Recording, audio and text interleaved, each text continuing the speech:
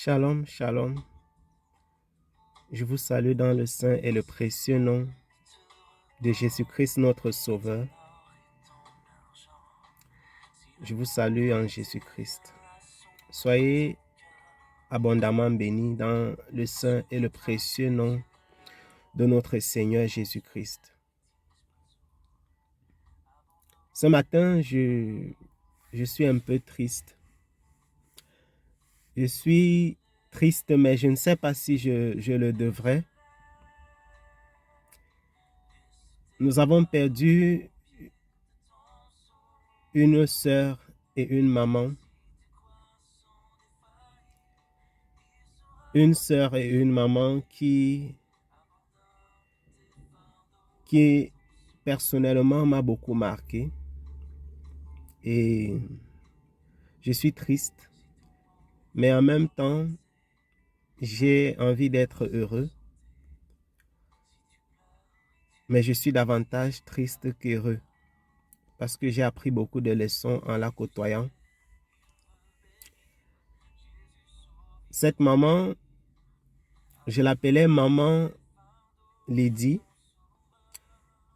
Elle s'appelait Lydie Mimi Samuna. C'était une maman de la République démocratique du Congo. Maman Lydie, comme beaucoup de personnes que je connais aujourd'hui, dans l'œuvre du Seigneur, nous avons été mis en commun, en contact, par le biais des réseaux sociaux.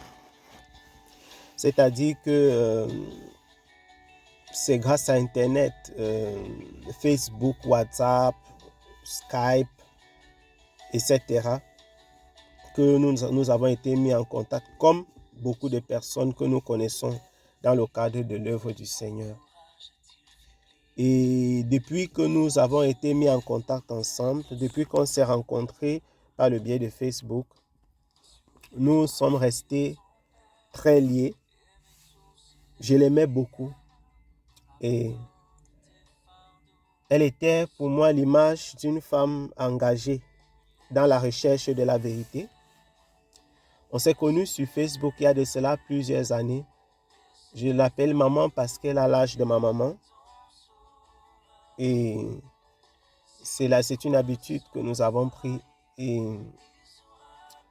je l'appelais maman parce que je voyais en elle véritablement l'image d'une maman, une personne protectrice. Elle était toujours encadrée, toujours entourée de ses petits-fils, et toujours en train de parler de ses fils, de ses enfants.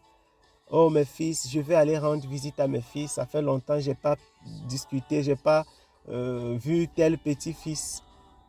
Un amour particulier, comme beaucoup de parents, vous me direz. Mais un amour particulier.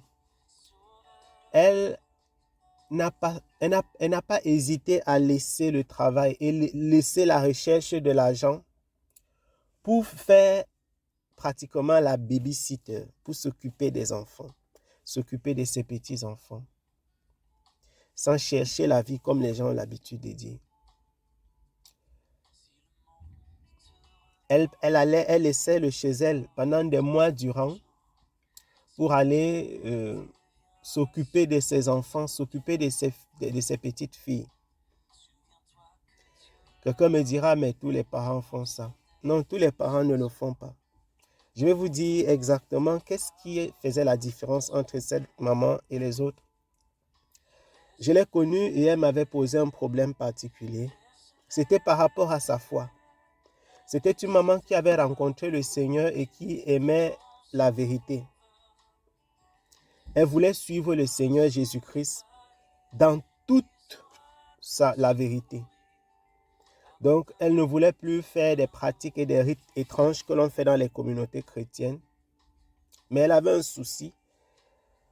C'était que son entourage, certains membres de sa famille, lui mettaient une pression terrible et pratiquement la persécutait à cause de l'engagement qu'elle avait pour le Seigneur. Et pourtant, elle avait parmi dans son entourage des membres de son entourage qui étaient pasteurs. Plusieurs de ses enfants, pour ne pas dire presque tous, puisque, voilà, vous savez, en RDC, le christianisme est comme une religion d'État.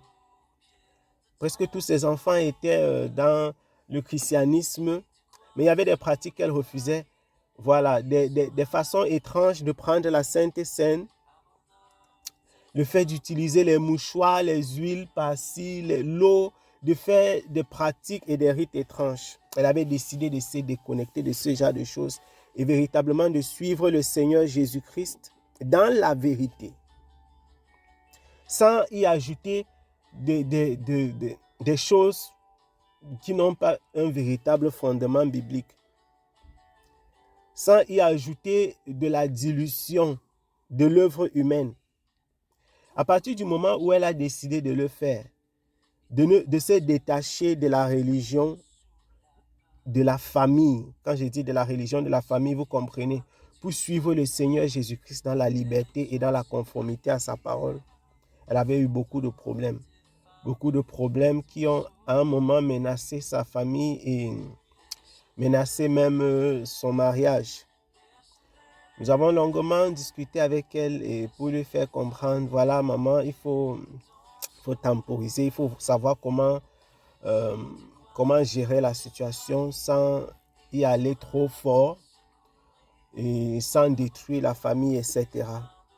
Nous avons véritablement, comme nous avons pu, l'avons soutenu dans la prière, véritablement pour que le Seigneur lui donne la force de tenir ferme, d'être forte, sans se verser dans les choses dangereuses pour sa foi, mais en même temps également sans être extrêmement dur avec la famille. Parce qu'elle prêchait la parole également à son entourage. Il y a de cela quelques mois, cette maman a été diagnostiquée d'un cancer. Et je me souviens de nos discussions. Elle me disait, frère Gaël, je ne sais pas si je vais mourir avec le cancer, mais je crois que Jésus-Christ peut me guérir. Frère Gaël, je ne sais pas si je vais mourir avec le cancer, mais je crois que Jésus-Christ peut me guérir. Mon frère, prie pour moi. Je n'ai pas cessé de prier pour elle. J'ai prié pour elle. Nous avons prié avec les bien-aimés pour elle. Nous avons fait ce que nous pouvions.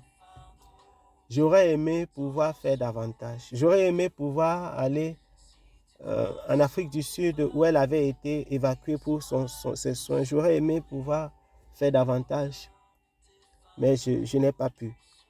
Et quand j'ai appris la nouvelle de son décès hier, je me suis senti, faut-il être heureux ou il faut être fier? Je me suis dit, la vie, elle est difficile. C'était un sentiment véritablement difficile à exprimer. Et j'ai vu l'engagement de cette maman pour l'amour du Seigneur Jésus-Christ. Un engagement d'une simplicité particulière, mais d'une grande profondeur. Je veux suivre le Seigneur Jésus-Christ, Gaël. Je veux rencontrer le Seigneur Jésus-Christ. Même si je dois mourir, il faut que ce soit la volonté de Dieu. Je ne sais pas si les médicaments vont me soigner.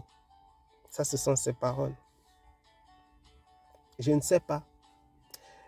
Elle m'avait demandé à plusieurs reprises, frère Gaël, est-ce que je dois continuer à prendre les médicaments? C'est difficile. Les médicaments du cancer sont difficiles.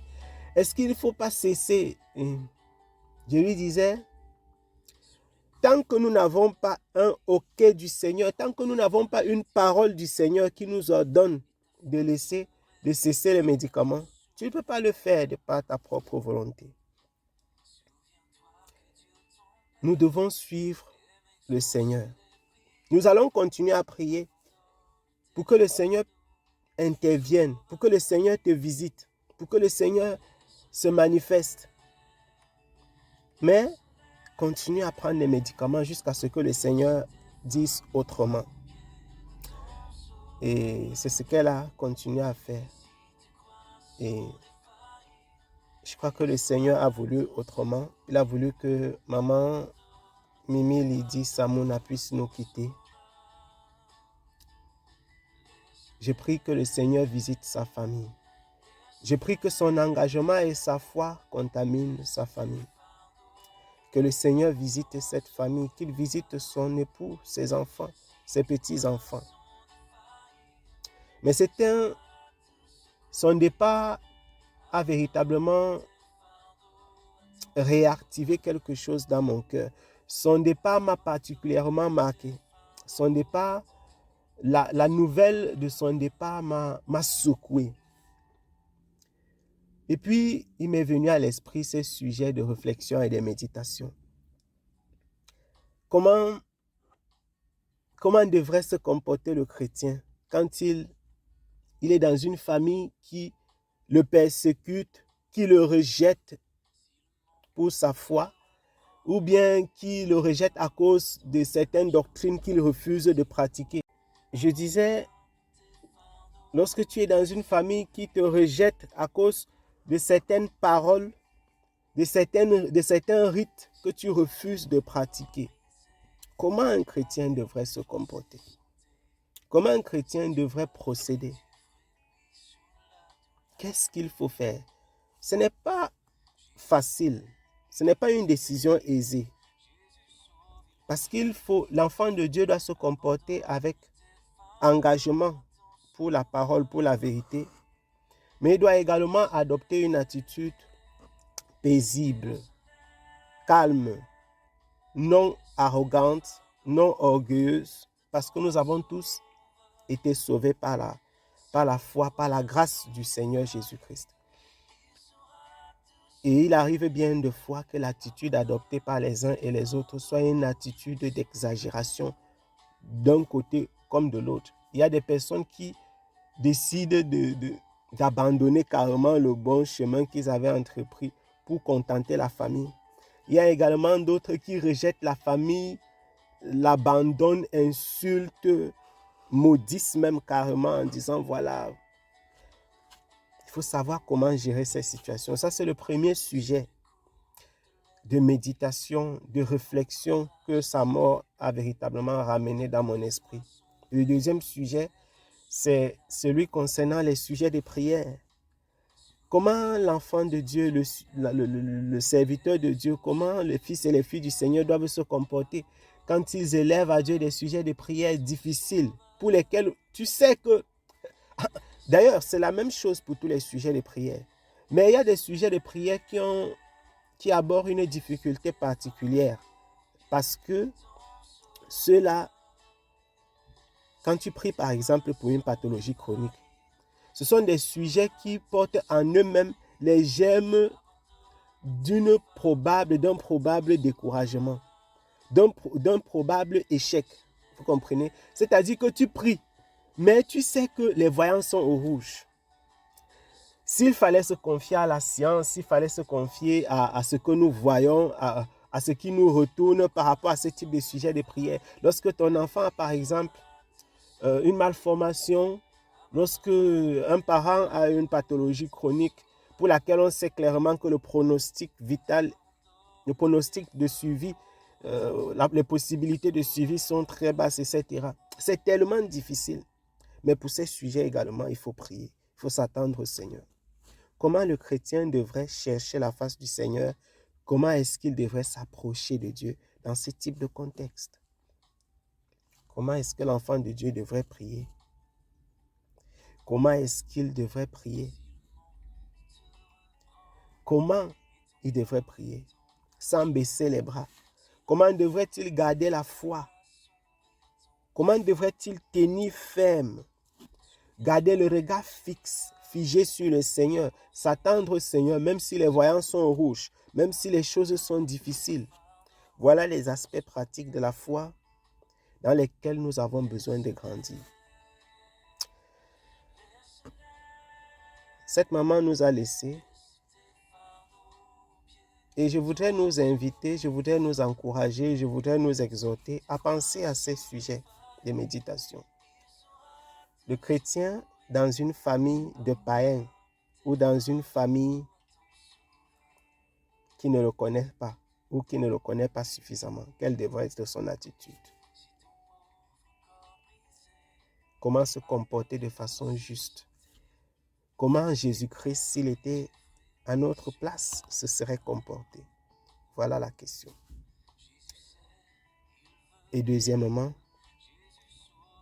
comment élever des sujets de prière à Dieu lorsque tout va mal, lorsque c'est difficile? Pensez-y, priez par rapport. Et si vous avez des réponses, n'hésitez pas à partager avec nous, que ce soit en commentaire, que ce soit en écrivant un numéro de téléphone ou via mail, etc. Que le Seigneur vous soutienne, que le Seigneur vous bénisse. Je prie que le Seigneur vous exauce, vous qui passez par des moments difficiles, vous qui êtes triste parce que vous avez perdu un être cher. Je prie que le Seigneur vous fortifie, qu'il vous soutienne et qu'il vous console.